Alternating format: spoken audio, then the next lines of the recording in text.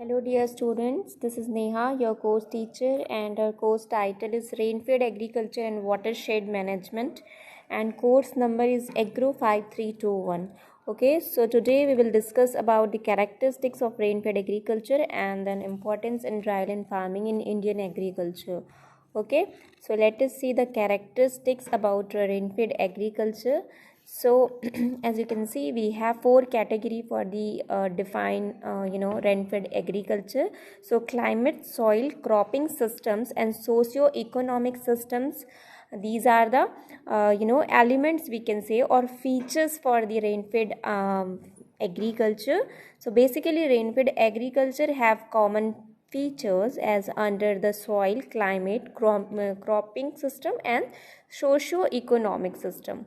Okay, so in climate we have two features like uncertain, limited and ill distribution rainfall. Uncertain मतलब uncertainty बनी होती है, अनिश्चितता, ठीक है, अनिश्चितता जो है वो बनी रहती है और किसकी, रेनफॉल की, कि कभी भी रेनफॉल जो है अनइवनली होते हैं, इवनली डिस्ट्रीब्यूशन नहीं होता, ठीक है, मतलब एक ही जगह के एरिया में अलग अलग बारिश होती है, या हम कह सकते हैं जो अमाउंट ऑफ रेनफॉल है वो डिफ्रेंशिएट होता है अलग अलग एरिया में. ओके, तो ये अनसर्टिनिटी बनी होती है, limited and ill distribution of rainfall.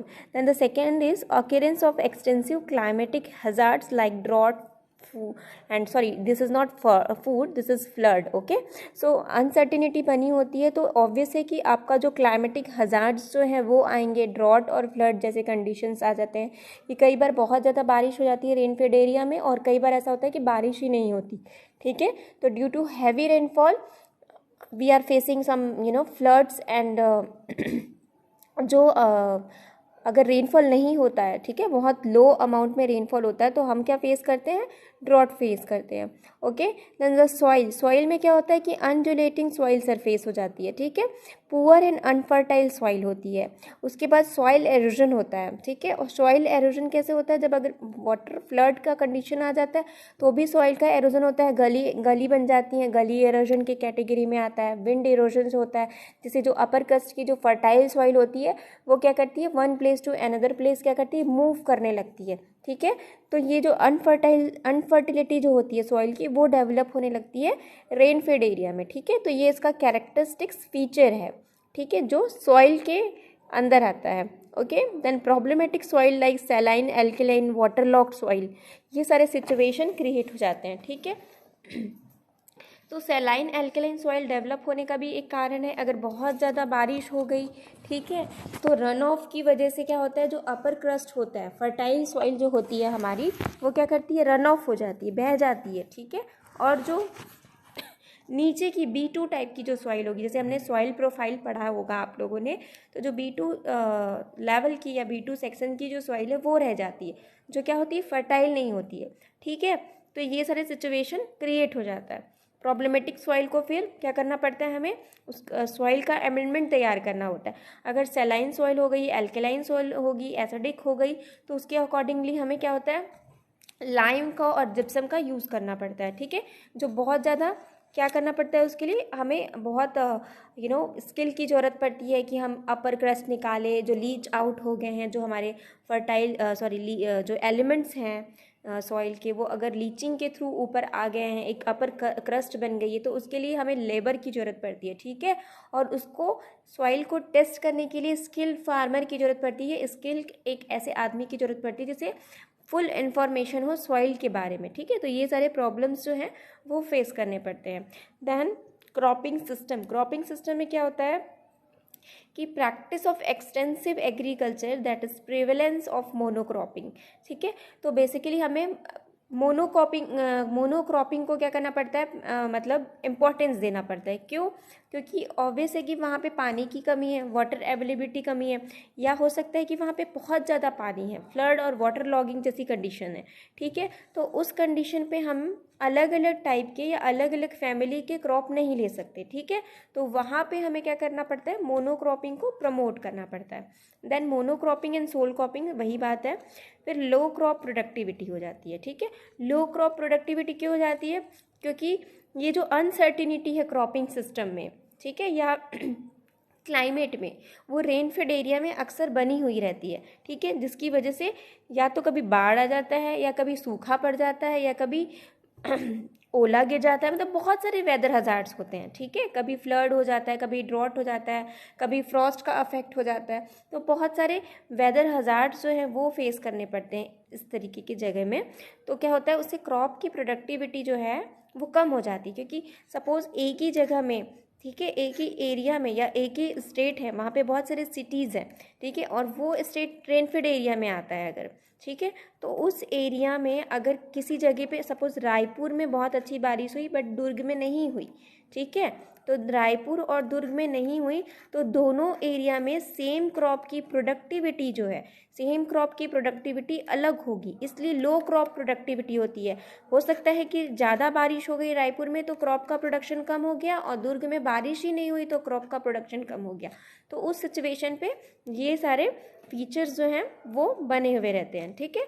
फिर सोशो इकोनॉमिक फीचर्स है, जिसमें हमारा relatively large size of field, बहुत बड़े साइज में हमको फील्ड चाहिए होती है क्योंकि पानी की कमी होती है, ठीक है, तो ऐसे ही फील्ड हमें अवेलेबल होते हैं, लार्ज साइज फील्ड अवेलेबल होते हैं, ठीक है। मतलब अवेलेबल होते हैं, मतलब जो रेनफेड एरिया है वहाँ बेसिकली हम देखते हैं कि बहुत ज़्यादा लार्ज साइड फील्ड में, और हमें क्रॉप बहुत ज़्यादा अमाउंट में लगाने पड़ते हैं, ठीक है, मतलब हम कह सकते हैं कि सीड रेट हमारे ज़्यादा रहते हैं, क्योंकि सीड के जर्मिनेशन होने की परसेंटेज कम होते हैं due to the less amount of water available in the soil, ठीक है। तो ये सारे कंडीशन की वजह से क्या होता है, हम बड़े एरिया में या लार्ज एरिया में सोइंग करते हैं, ठीक है। Then occurrence of extensive and large holdings, ठीक है, बहुत ज़्यादा हमें बहुत सारा हमें क्या करना पड़ता है, फार्म जो भी मशीनरीज है, फार्म इंटरप्राइजेज हैं, उनका यूज़ करना पड़ता है। Then after resource poor farmers के पास जो होते हैं नेचुरल रिसोर्सेज के साथ साथ और भी जो रिसोर्सेज होते हैं, जैसे इम्प्लीमेंट्स हो गए, फर्टिलाइज़र हो गया, ठीक है, so these are the initial resource, ठीक है, फॉर द क्रॉप प्रोडक्शन, तो ये सारा चीज़ अवेलेबल नहीं हो पाता है। Then after poor marketing facilities for the produce, ठीक है, पुअर मार्केटिंग होती है वहाँ पे, ये एक इस रेनफेड एग्रीकल्चर का कैरेक्टरिस्टिक्स है हम कह सकते हैं। Then poor health and cattle as well as farmer, ठीक है। अब poor health and of cattle क्यों कह रहे हैं हम, क्योंकि ऑब्वियस है जहाँ पे फूड हम कल्टीवेशन अच्छे से नहीं कर पा रहे हैं, ऑब्वियस है वहाँ फॉडर का प्रोडक्शन अच्छे से नहीं ले पा रहे होंगे, ठीक है, क्योंकि फॉडर के प्रोडक्शन के लिए हमें वाटर अवेलेबिलिटी बहुत होनी चाहिए सॉइल में, ताकि वेजिटेटिव ग्रोथ जो है प्लांट्स का वो अच्छे से हो, ठीक है। तो वेजिटेटिव ग्रोथ नहीं होगा तो फॉडर का प्रोडक्शन कैसे होगा, तो वो एक कैरेक्टरिस्टिक्स फीचर्स है for the poor health of cattle and farmers also. Okay, then some importance of dry farming in agriculture. So about 70% of rural population lives in dry farming areas and their livelihood depend on success और failure of crop, ठीक है, उनका जो जीवन यापन है वो crop के सक्सेस होने में और फेलियर होने में डिपेंड करता है, क्योंकि 70% जो रूरल पॉपुलेशन है वो क्या करते हैं, ड्राई लैंड एरिया में सर्वाइव करते हैं। Okay, then dryland agriculture plays a distinct role in Indian agriculture, occupying 60% of cultivated area and supports 40% of human population and 60% livestock population. So 60% area जो है वो क्या है, कल्टिवेटेड एरिया है, ठीक है, उस कल्टिवेटेड एरिया में 40% ह्यूमन पॉपुलेशन का है एंड 60% क्या है, लाइवलीहुड पॉपुलेशन है या लाइव स्टॉक पॉपुलेशन हम कह सकते हैं।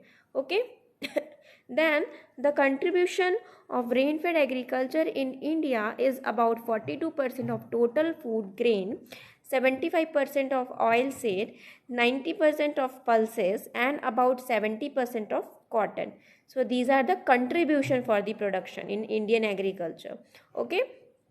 So by the end of the year 2040, the contribution of dryland will have to be 60% if India is to provide adequate food to 1400 million people. Okay, so these are the fluctuate data na, according to our according to our year wise हम कह सकते हैं जो भी हमारा production आ रहा है उसके हिसाब से फ्लक्चुएट करता है, तो this is not the exact data. Anyways However, tremendous efforts both in the development and research fronts and essential to achieve this target. ठीक है. After that, we have the productivity of grains already showed a plateau in irrigated agriculture due to problems related to nutrient exhausting salinity buildup and raising water table. ठीक है. Water level जो है वो raise करना और salinity जो है, soil की सैलिनिटी जो है वो क्या हो जाती है, बढ़ जाती है, बिल्डअप होने लगती है. ओके. सो ये सारी चीज़ें जो हैं हमारे ड्राई फार्मिंग में हमें देखने को मिलती है. After therefore the challenges of present medium would be produce more from dry land while ensuring conserving of existing resources. Hence, new strategies would have to be evolved which would make the fragile dry land ecosystem more productive as well as sustainable agriculture. So, fragile dry land ecosystem means बहुत ही मतलब बहुत ही sensitive हम कह सकते हैं. ठीक है. बहुत ही सेंसिटिव टाइप का हम एक इकोसिस्टम जो ड्राई लैंड में होता है, जो बहुत ही मतलब अगर आप थोड़ा सा भी लापरवाही करें या आपने थोड़ा भी ध्यान नहीं दिया मैनेजमेंट में, तो फिर वो क्रॉप के फेलियर होने में या सक्सेस होने में फिर वो क्या करता है, अपना हेल्प करता है या एसोसिएट करता है, हम कह सकते हैं योगदान देता है अपना. Okay. So in order to achieve evergreen revolution, we shall have to make gray areas as green through latest technology innovations. ठीक है. ये जो ड्राई फार्मिंग है वो ग्रे एरियाज की कैटेगरी में आता है. ठीक है. तो ये एक इम्पॉर्टेंट हो गया ड्राई फार्मिंग का. ठीक है. After, dryland offers good scope of development of agroforestry, social forestry, horti-silviculture and such other similar system which will not only supply food and fuel to the village people, fodder to the cattle, but also forms a suitable vegetative covers for ecological maintenance. So basically dryland farming में क्या होता है, obvious है कि जो water जो है वो 750 mm से 1150 mm तक अवेलेबल होता है. ठीक है. तो उस कंडीशन में हमें सिल्वी कल्चर को प्रमोट करना चाहिए या हम सिल्वी कल्चर को प्रमोट करते हैं. तो ये बेसिकली ये उसका एक इम्पॉर्टेंस है. ठीक है. क्योंकि हर टाइप के क्रॉप का एक अलग इम्पॉर्टेंस है. ठीक है. हर एरिया वाइज हमें अलग अलग टाइप के डिफरेंट काइंड्स जो क्रॉप हैं उनकी प्रोडक्टिविटी क्या होती है, मिलती है. ठीक है. और सारा इंडिविजुअल क्रॉप अपने आप में एक बहुत ही इम्पॉर्टेंट क्रॉप है. ठीक है. तो हम ड्राईलैंड एरिया जो है जहाँ वाटर की अवेलेबिलिटी कम है, रेनफॉल कम होता है. ठीक है. तो उस टाइप के एरिया में हम एग्रो फॉरेस्ट्री या सोशो फॉरेस्ट्री जैसे क्रॉपिंग सिस्टम या क्रॉपिंग पैटर्न हम क्या कर सकते हैं, ले सकते हैं. जिससे क्या होगा, वेजिटेटिव कवर भी रहेगा. ठीक है. वेजिटेटिव कवर रहेगा हमारे लैंड में, तो वाटर जो है इवेपोरेशन कम होगा वाटर का. ठीक है. इवेपोरेशन, ट्रांसपोरेशन जैसे जो ये प्रोसेस है फिजिकल, हम कह सकते हैं नेचुरल फिनोमेना है. ठीक है. ये कम होगा और क्या होगा, इकोलॉजिकली मेंटेन रहेगा. ठीक है. तो ये एक इम्पॉर्टेंस है for dryland agriculture in India. ठीक है. इंडिया में ये इम्पॉर्टेंस है, या इंडिया में बेसिकली हम ये वर्क करते हैं ड्राई फार्मिंग सिस्टम में. ठीक है. तो ये इसमें कोई बहुत ज़्यादा रॉकेट साइंस नहीं है जिससे आपको समझना है, बहुत ही सिंपल है. तो ये इसका कैरेक्टरिस्टिक्स फीचर था जिसमें सॉइल था, हमारा क्लाइमेट था, सोशो इकोनॉमिक सिस्टम था. ठीक है. इसके बाद हमने इम्पॉर्टेंट देखा. अब नेक्स्ट लेक्चर में हम नया टॉपिक स्टार्ट करेंगे. सो आज के लिए बस इतना ही. Thank you very much. I hope you all got the sense, and till then be safe, take care. Thank you.